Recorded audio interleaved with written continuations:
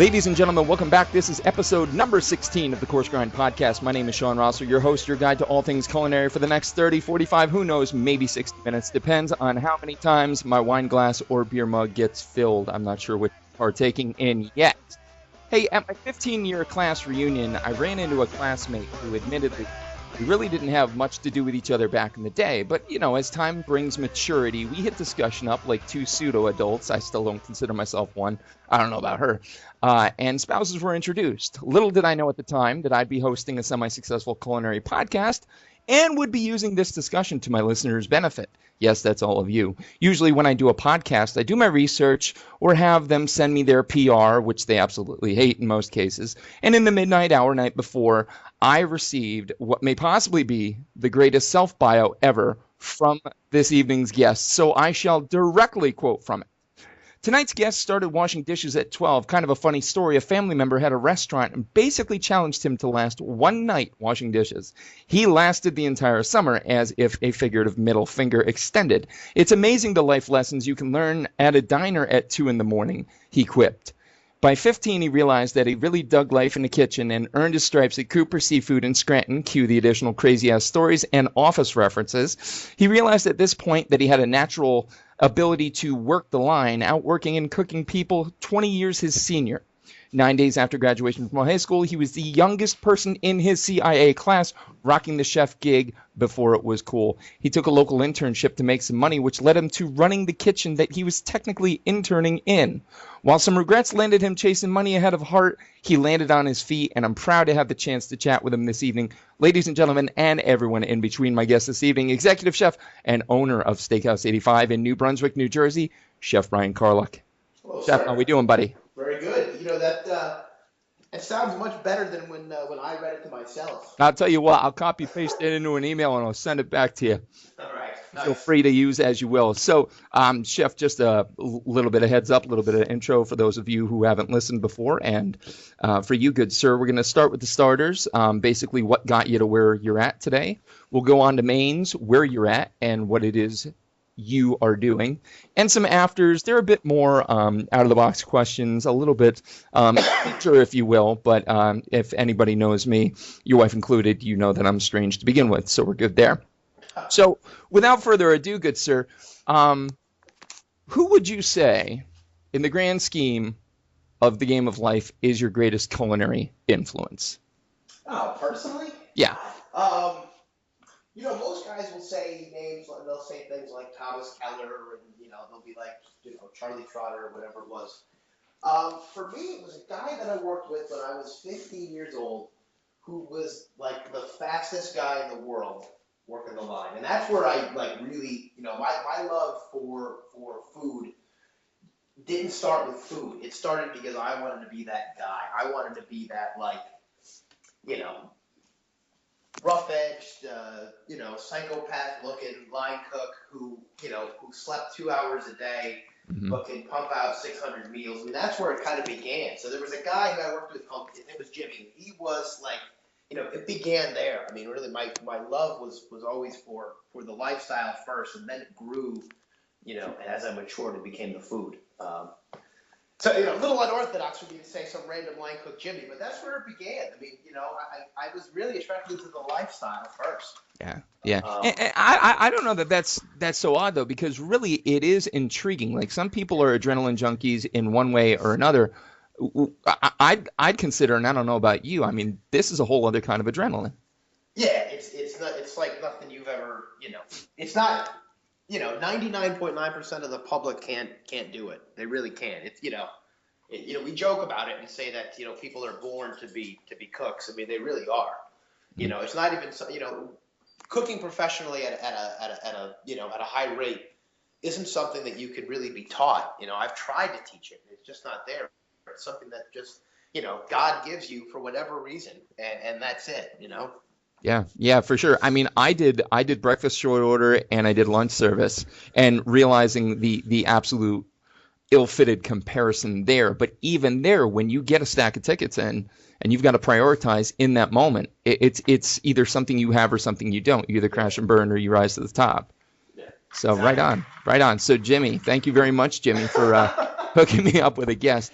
I don't even know where he is today. I wish I could go back and find him. Who knows? Right on, right on. So when was it that you realized who it was? Was it when you looked over to your right or to your left, depending on where you were standing, and you saw Jimmy and you went, "Damn, I want that"? You know what it was? It wasn't really looking at each other. Hmm. It was when I was in high school. I'm a freshman in high school. Most people are after school or going to some part-time job at the mall, or they're hanging with their friends or doing whatever. At 8 o'clock on Saturday night when I was in high school, I was behind the line, sweating, screaming, cursing, Hmm. burns all over my arms, cutting myself. Looking to my left and my right, and there's 30-year-old guys to my left and my right. Yeah. And I talk about maturing quick.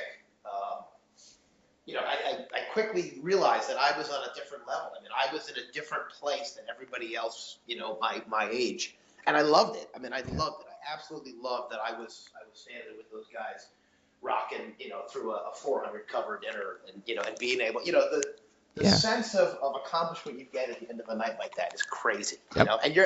I'm standing there with a bunch of pirates. Is really what it is. It's not Yep. even, and these aren't normal people you're looking at. No, no, no. I mean, every pop culture, and you referenced, and I agree. I think the concept of the chef has become a bit trendized, if you will. But if you read some of the pop literature, and I'm talking about your Bourdain books, your Marco Pierre White, that's exactly how it's portrayed. They're not nice. It's not that they're not nice people, but it's that they're of a totally different breed than normal human beings. Yeah, totally. Yeah. It really is. And it's funny, I have a guy who works for me now. Mm. He epitomizes that God-given gift, but he epitomizes it in a way. What I'm trying to say is that God gave him nothing else. God didn't give him the ability to be a human being in public, because he's always, he's always ridiculously, just, doesn't belong. God didn't give him the ability to manage his own life, because he's always broke, or he's always, in trouble, or there's always something. But God gave him the ability to cook 400 steaks on a Saturday night perfect, and never get anything wrong, never have anything sent back, never have anything overcooked, undercooked. But that's the only thing he can do. If I asked him to cook French fries, he screws them up. Couldn't do it. Couldn't do it. It's the weirdest thing in the world. I mean, God gave him this gift for whatever reason and said, "Here, this is what you have. I'm going to give you nothing else, but that's it. Go with it. See what happens." And yet, to be able to do that one thing, that's got to be awesome for you to have a tool like that. Yeah, absolutely. And there's, and it's tough to find. There's a billion people in the world that couldn't do it for whatever reason. Yeah. Yeah. Whether it's the monotony of it, whether it's the repetitive nature of it. Yeah. No, it's great. It's great. But I mean, that's really where my love for the restaurant business and being a chef in general came from. It began with the lifestyle, and then I think as I matured, I started to appreciate all the other things that go along with it. And how good is that to figure that out at such a young place and in such a concrete fashion? When you're a freshman in high school, you might know what you want to do, but you're not fucking doing anything with it. Yeah, absolutely. To be able to do that then and to see it. I mean, I have to think too, and I believe, and I don't know if anybody knows this offhand, but there's some European countries where kids get to intern like that early, and they have clearly defined aspirations. Yeah, absolutely. That's not a bad idea. Yeah. But anyway, total aside there. So 9 days after high school graduation, you end up at CIA. That's right. The CIA has a kind of an untraditional style of school. Where most colleges have, new semesters that start in the fall, and then however many classes you take. The Culinary Institute does a block system where a new class comes in every 3 weeks, and then a class graduates every 3 weeks. So that you can start at any point in time of the year. And when I went, it was I think now we kind of joked and said I wanted to be a chef before it was cool. Yep. I think the class sizes were much smaller back then because there really wasn't a draw to be a chef in the early 90s. Nobody really was it wasn't cool. So I was able to get in early back then they used to have very strict guidelines for who they would accept. You needed to have 4 years of documented resume in the kitchen before you could even apply. And how many kids when they're 18 actually can do that? And yet you did. You had. Well, I did. I had that ability, which kind of, again, here I am, loving the fact that I'm, in high school and I'm working the line, elbow to elbow with 30-year-old guys and pulling my own. And then all of a sudden, here I am again in another setting where I'm 18 years old and I'm there with 25, 30-year-olds that are, that are in their first day of culinary school. And it's just, it seemed to keep with me for some reason, that trend. Well, and too, in the early 90s, and so many guests on the show have mentioned this, I think now when kids or whoever are going into CIA, they're expecting the 6-figure deal right out. They're expecting to be an exec right out. They're expecting to get a TV show right out, and they don't earn that level. And honestly, I'd say the last 5 guests, both from like Top Chef and a friend of mine from college, all 5 have said that. Yeah. Like, it's a really kind of almost disturbing trend. Well, the craziest thing about this industry compared to just about any other industry you could imagine, this is the only industry where you can come out of school. I mean, the CIA now, you can get an associate's degree and a bachelor's degree. They didn't have the bachelor's degree when I was there. But now you can walk out of culinary school, the best culinary school in the world, 4 years, walk out with an associate's degree and a bachelor's degree, and actually be less qualified than people who don't have a degree. Yeah. So you tell me where that actually falls in any other industry. You know what? Oddly enough, nursing is kind of like that, and it's starting to wash away because the degrees are starting to wash away the non-degrees, but there are still like staff nurses in inpatient units who don't have a degree, but they've just been a nurse for 40 years. You know what I mean? Yeah, but I mean, obviously, I think there's pros and cons to that. Oh, yeah, absolutely. But I think now with the Food Network and all the culinary shows and all that, there's so it's a shame. There's so many kids that want to go to culinary school and then walk out and be an executive chef the day you get out of school. It just doesn't happen. These illusions of grandeur just aren't out there. I feel bad for some of these kids that want to go to school, and I imagine I wonder what the rate is of kids that come out of because now every college in the country has some culinary program where you can get a certificate. Right. I wonder how many of these kids walk out with their certificate and can't cook to save their lives and end up doing something else. Well, and the whole thing is you ask a kid, well, what do you want to do? I want to cook. I want to cook nicely. There's nothing nice. There was nothing nice about breakfast and lunch service. I don't even want to imagine dinner because I know that's where the true stories come from. There's it's cool, it's rewarding, it's awesome, like you said. To survive a breakfast shift was an achievement for me. It's because I was wasted half the time, but I'm just being honest. There's plenty of wasted moments during dinner too. Oh my God! Don't kid yourself. Yeah, right on, man. Yeah. So CIA, you find yourself there. Best story, worst story from CIA. Best story. It was cool. Your first 3 weeks, you're not in a kitchen. You get measured out for your whites. You don't actually have your whites on yet. You take some, your first 3 weeks of some classrooms and things. You take an introduction to gastronomy, which was a crazy class. Just the study of food and history in general. You take some, some sanitation, technical classes, that sort of thing. But then your first actual class, where you're in your brand new chef wipes. There's 18 kids, and they're all in these starched, perfect, never been worn chef whites. Everybody has their name stitched in green. They've got their brand new aprons on. Everybody's got their brand new knives. First class, we walk into it's a butcher shop. It's a refrigerated butcher's kitchen. The room's like 38 degrees. Stainless steel tables, tile floor. Big German butcher. I forget his name. He was great though. Heavy accent. Comes out, and he comes out literally with a cow, a live cow.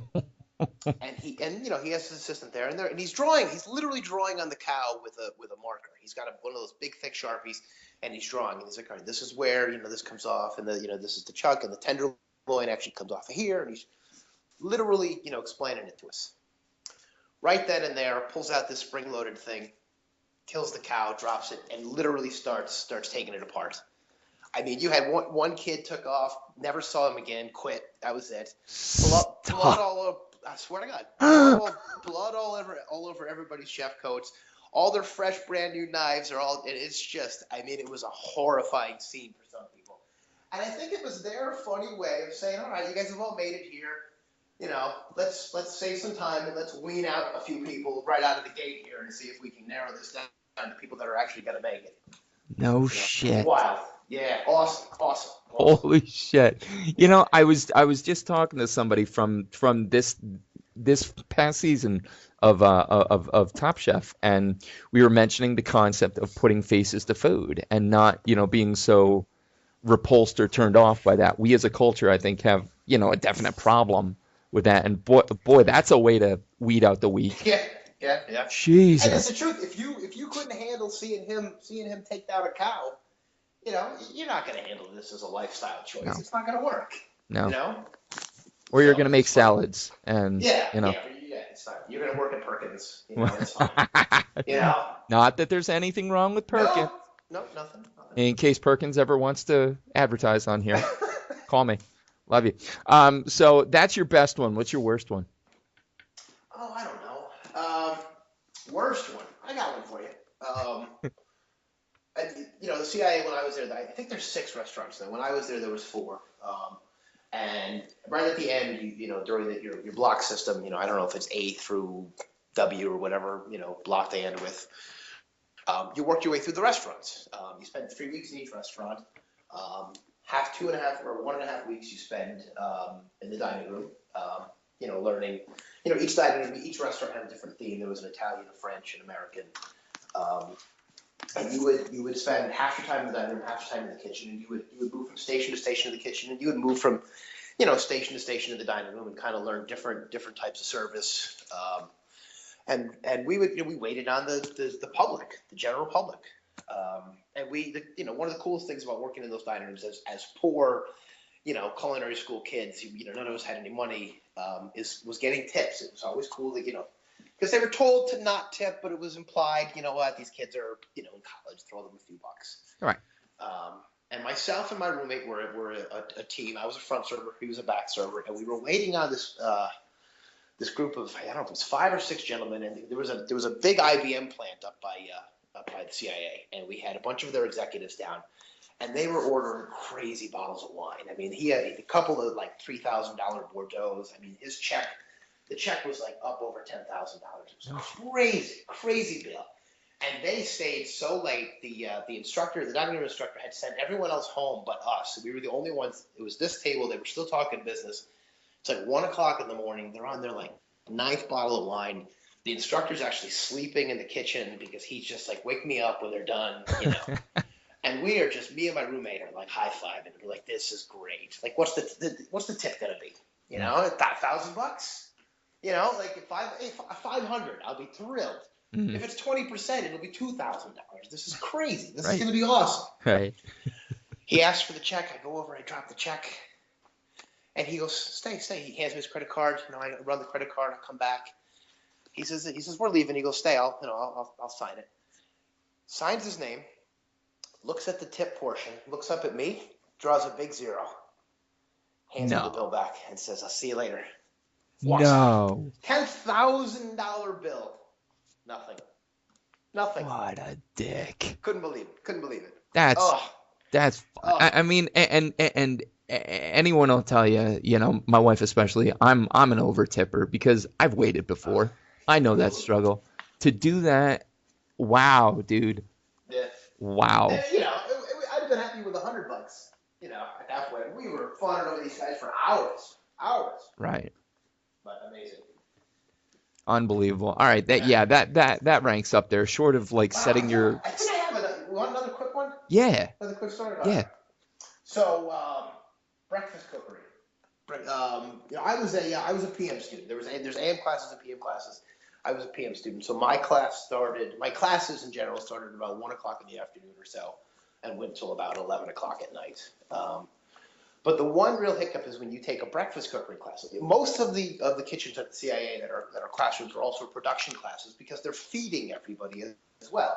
Mm-hmm. You know, everything kind of works together. You know, the guys that are working in you know, in knife skills classes, whatever they're cutting is going to a kitchen that gets used to make stock, and the stocks are used to go to a kitchen that, that makes soups and, but it all somehow ends up in someone's mouth. One of the students, eats it. But so the breakfast cookery class was a production kitchen as well that started serving food at 6 a.m. because there were kids that had class at 7, so they were in there at 6 getting food.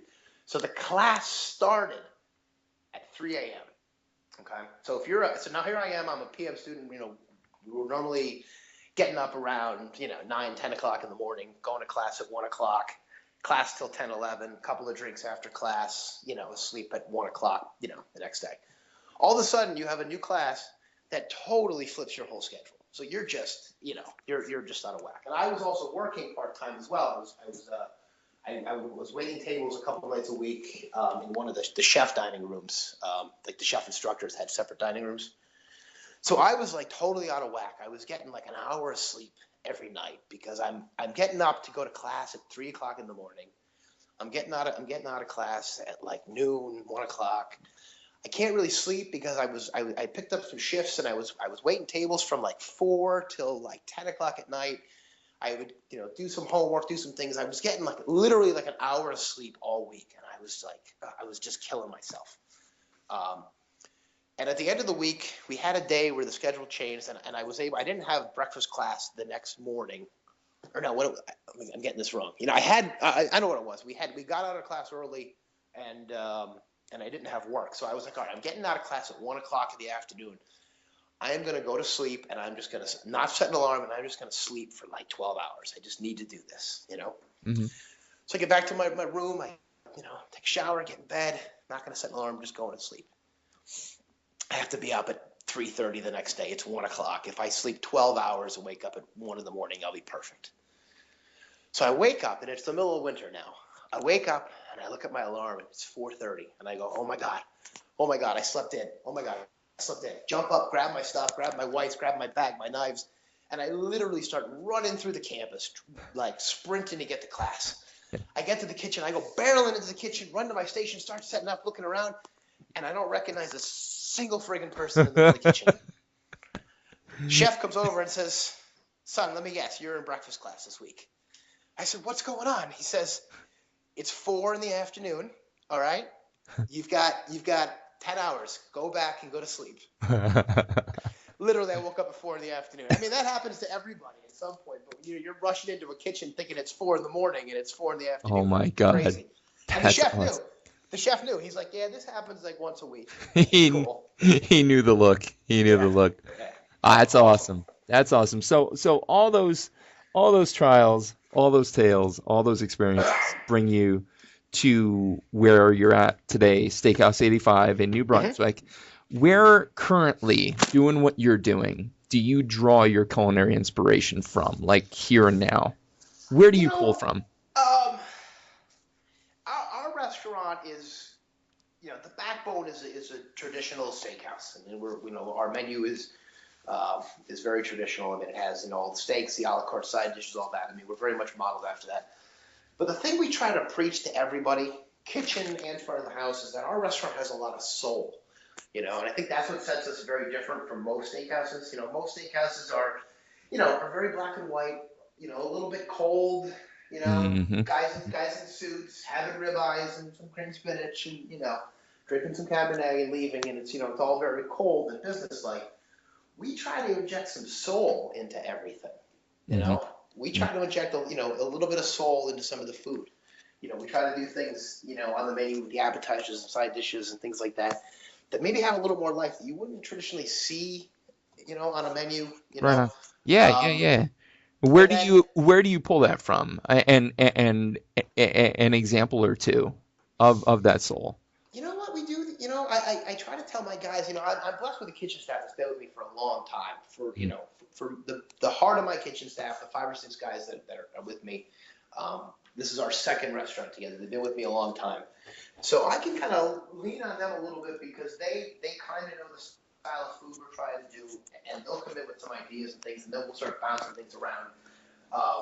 What you'll get is you get kind of a crazy varied menu.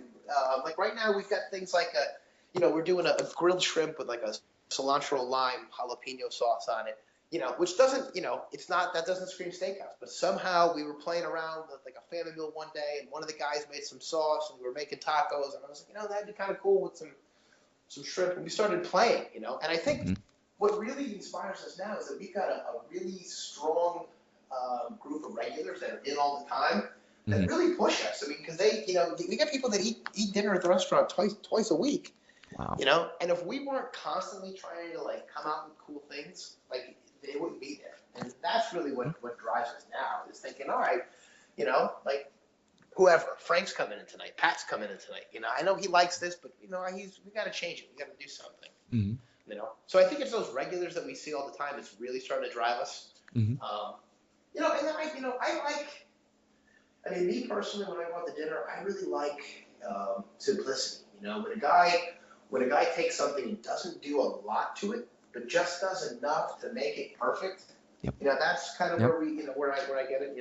Like when my wife and I go out to dinner, we like Union Square Cafe, or I was going to say Gramercy Tavern, but they bring the food up a little. But even then, I mean, they try to take simple things and not do a lot to it.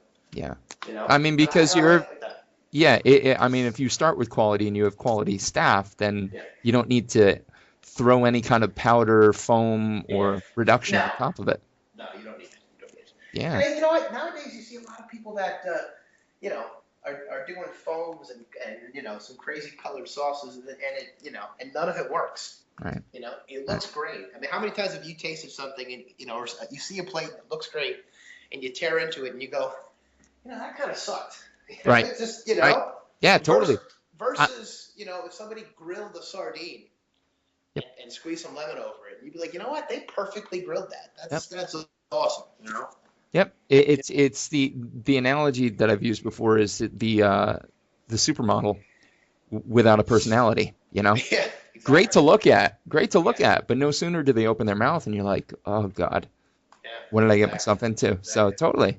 Yeah, man. And that's kind of what we've done from day one with the food too. I mean, we've, the food and the restaurant in general has a lot of soul, like I said. Yeah. But we really try to, to keep it, for lack of a better way to say it, we really try to keep it done. No, I follow you. When we were looking at, we were opening the restaurant, we were looking at plates and glassware and silverware. And there's, I mean, you should see. I had my sales rep was like, I'm going to start bringing you samples of some stuff and things that I think is right. All the wild, crazy plateware that you can get, and silverware, and it's just, And I remember sitting there thinking, you know what? I don't want this crazy rectangle plate with like a little, bowl attached to it for, a sauce. I'm like, you know what? I just want a white plate. Like, give me a plate. Yep. Just give me a plain white plate. I don't, we're not doing that kind of thing. The food, the flavor is going to come first, and if it happens to look good at the end, then it's a bonus. Yeah, that's why I always find it not alarming, maybe, but maybe alarming is a good word to use whenever people plate on like anything that's not white, because it's almost like, are you trying to hide something? What's I completely agree with you. The simpler the plating, the more beautiful the food. Yeah, so for sure. And we just put the quality of the taste is the highest priority. Well, clearly, I mean, you've got regulars coming back and coming back and coming back. Yeah. There's something to be said for that. So, absolutely. But speaking of the industry overall, what do you think coming down the pike now?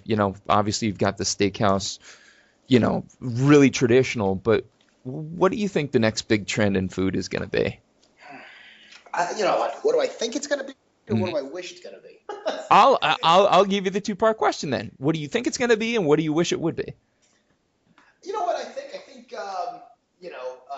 Some more international. I hate to say the word fusion because that sucks, but more international type flavors and spices. Really coming to the forefront here in America. I mean, because there's a lot of great things that you don't. I mean, I live in Central New Jersey, so we have. We're blessed to have a good variety of cuisines around here. I can just in New Brunswick, I can get some great Thai. I can get some great Vietnamese. There's an awesome Korean restaurant right in town. You can see that, but you don't see that in everyday America. I mean, Right. where are you still living up in Pennsylvania? In Pennsylvania, in Bloomsburg, which is central. It's a I've been to college town, so we get a I've been little to, bit more, but but not quite the variety that we're seeing, no, right? hell no, hell Yeah. no. And what I think is that people are going to capitalize on that and start branching out a little bit, almost like some food gentrification that's going to push out, Yes. and you'll start to see because if there's already a town that has some good restaurants, but they don't have a lot of variety. I think people are going to look to capitalize on it. Somebody who's got who's got a great flair for Vietnamese flavors for whatever reason, or some of the different things that are going on in South America, and moves into a town that is kind of wanting some fresh different things, can really capitalize on that. Yeah, for sure, for sure. So now, what do you wish it would be? We were just saying last night. I was talking to one of my employees. We were talking about a couple of new restaurants that open up in town, and I said, you know what I wish would move into this town, like a place that just had really good wine and like a whole bunch of like charcuterie that we can get sliced, and like that's it. Like just Yeah. because that's almost there's a couple of guys that are doing some really high end stuff, like some nice pâtés and some cured meats and things, but that I think that's getting lost on people. It's starting to fade out, and people Yep. things that I have have seen and been accustomed to, and things that we were exposed to in culinary school, you just don't see anymore. It's starting to fade away.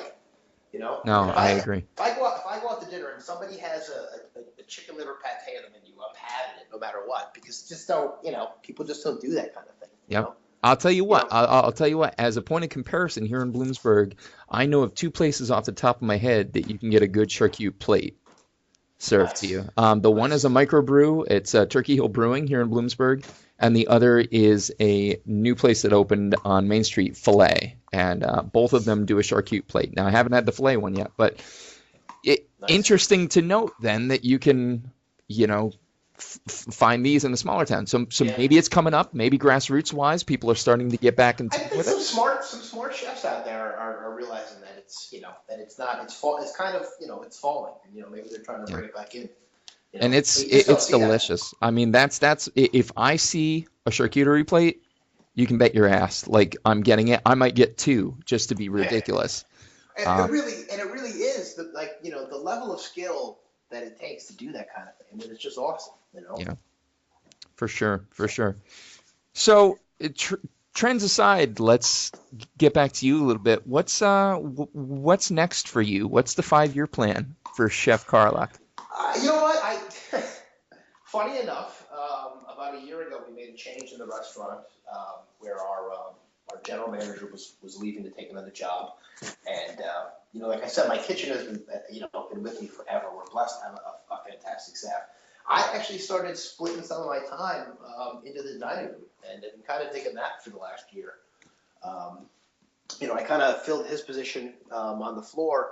So I've been splitting my time with, a couple days in the kitchen, a couple days on the floor. Lately I've been kind of digging that. Good. It gives me a better grasp on the, on the whole restaurant. That I've always wanted to have a little more, hands-on things. Mm-hmm. Having a much stronger presence with the wine list and the liquor program is kind of nice. Being able to, have more of a voice on that and understanding what we're doing, has really made it, more enjoyable. And then learning to keep myself calm and not portray my chef identity in front of guests on the floor has been an interesting challenge. I bet. But I'll tell you, I fake it better than anybody. I do a damn good job of pretending to be a nice guy. Absolutely. Someone recently, I asked the question about, the next big thing, and someone referenced a return to chef hospitality. Yeah. And I was kind of thrown by that because, it really doesn't have anything literally to do with food, but to see the guy behind it, mm-hmm. That carries some power. Well, that's kind of the interesting thing we're seeing now. A lot of my guests that have been with us for years, just are at first thrown off in the sight of me in a suit and, wearing a tie, pouring their wine. They're a little freaked out by it, but it's, they've learned to to embrace it and enjoy it. And, you know, and it's really, you know what it has done? Me taking a step out of the kitchen a little bit and spending a little more time in the dining room has really grown our staff to be a little bit more together. You know, there really isn't, you know, that natural divide that you see in most restaurants between the front of the house and the back of the house. We really don't have that anymore because all of a sudden there's a center point that kind of pulls it all together, you know, and it's nice. You know, the kitchen has become, you know, the staff has become more knowledgeable of the frustration of the floor staff, and the floor staff has become more knowledgeable of what it takes to put food out at a high rate in the kitchen, you know. Awesome. There's a lot of things that have kind of transcended between both sides over the course of the last year that has really made us more cohesive. So, you know, it works. All a matter of understanding, or so it would seem. It's cool. Right on. Cool. Yep. All right. So that's starters, that's mains. The last section, as you may or may not know, is afters, a little bit out of the box kind of questioning, a little further delve into who Chef Karluk is. No one's been hurt or injured to date, so I don't expect anything to happen here, but all that paperwork you signed before the interview, that absolves me of any physical injury, so we're good to go. So I'm standing in your kitchen, and you can pick whether it's professionally or at home. What music do I hear? Oh, man. God, no, it really depends on the mood. You know what would be cool? I would say let's do the summertime. We're outside. We don't necessarily need to be grilling, but we're just outside. You know, we're drinking some wine, maybe, or doing some shots. Anything acoustic. You know, anything that anybody does acoustic, I'm digging it. You know, right on. It could be anything, and I think a lot of bands that I wouldn't normally be interested in listening to. You hear it acoustic, and you're like, you know, that's pretty good. Yep. You know, I'm digging it. So. Yep. Kind of like plating on a white plate. It exposes for what it is. Brings it down. You know, there's not something in the background. It's just somebody with a guitar. Right on, man. And how's your mouth in the kitchen? If you had to go movie rating scale. I don't think there's a rating. You know, much better than it used to be. Much better than it used to be. I probably was NC-17 for years. I'm probably down to an R now. Nice. You know, I used to be. I don't know what changed as of late, and I mean, like, you know, the me now versus the me 5 years ago is very different. I would say completely different. Very different in my temperament. I mean, I used to be a very angry guy. I think I was the quintessential angry, you know, asshole chef at one point. Right.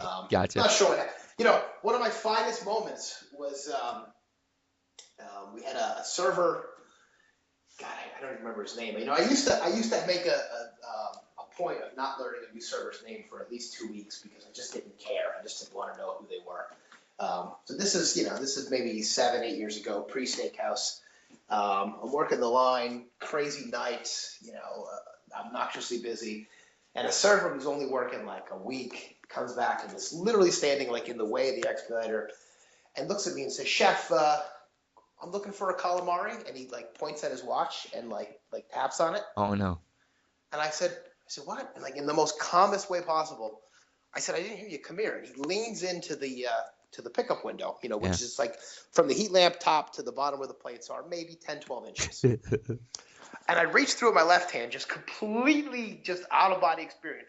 Reach through, grab his tie, pull him forward where his face is smashed up against the window, and I chopped his tie off and just left the little nub at the top. Shut up. Throw him back, like completely out-of-body experience.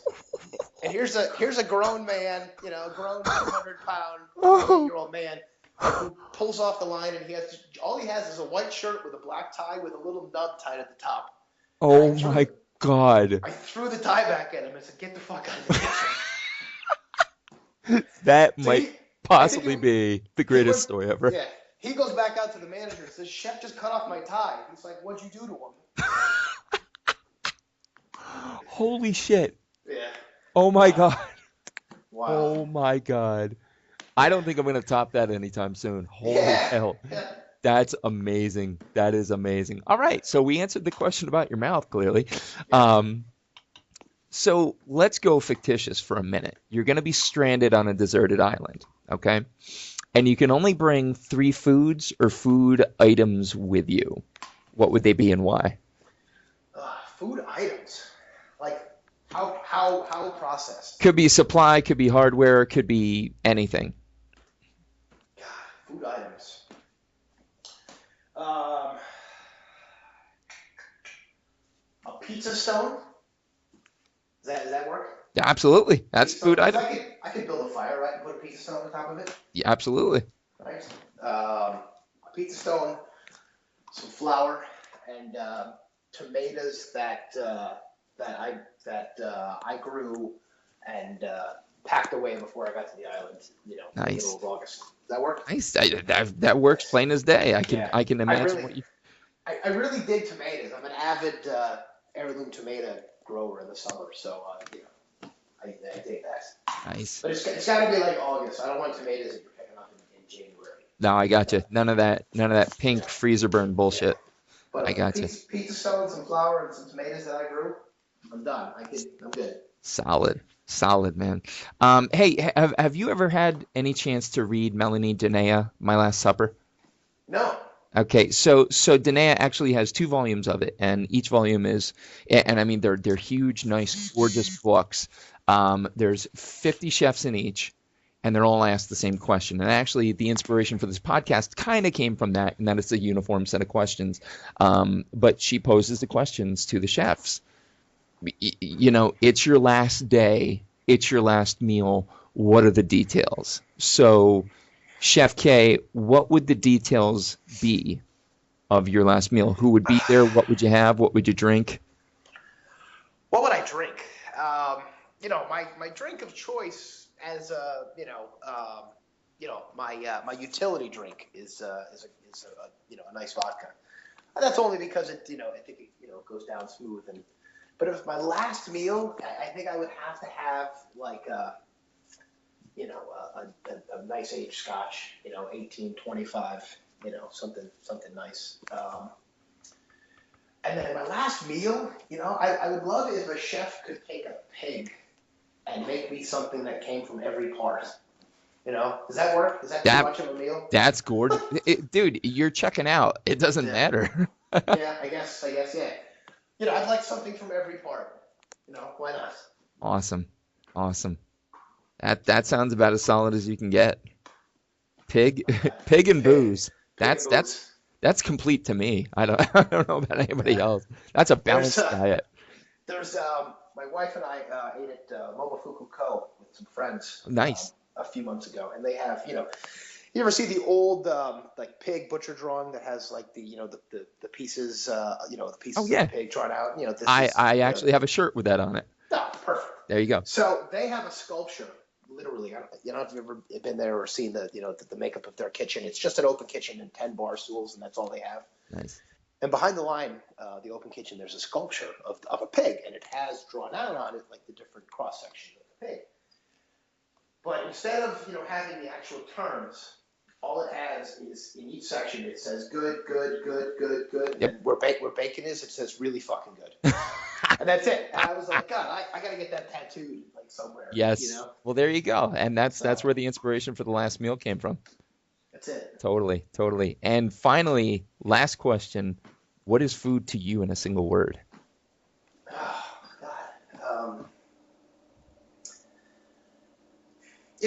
The first word that comes to mind is fun, but that's not cool enough. I don't know. That's pretty good. No one's answered that in 16 episodes. You know what? Fun, but for me, I want to say more everything.